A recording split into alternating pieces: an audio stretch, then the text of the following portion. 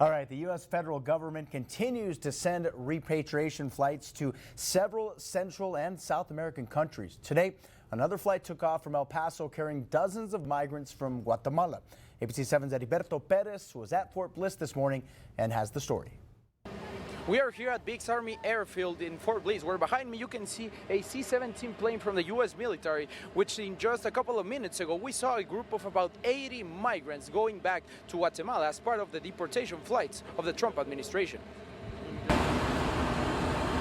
This is a scene earlier today. You can see migrants inside of these military aircraft, most of them handcuffed and shackled. According to U.S. Customs and Border Protection, they will remain in chains for the entire flight due to security reasons. The reason these flights in particular are of significance is because it underscores the consequences of illegally crossing the border in the United States.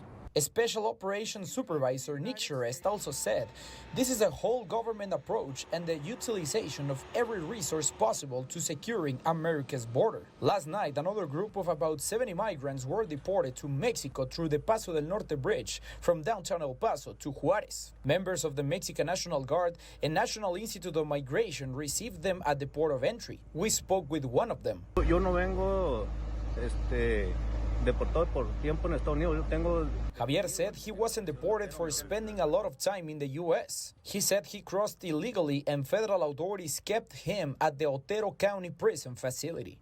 And U.S. officials continue to give a message to all the migrants who are still thinking about crossing into the U.S. illegally. We'll hear more from Border Patrol tonight on ABC-7 at 6. Reporting from Fort Bliss, Heriberto Perez, ABC-7.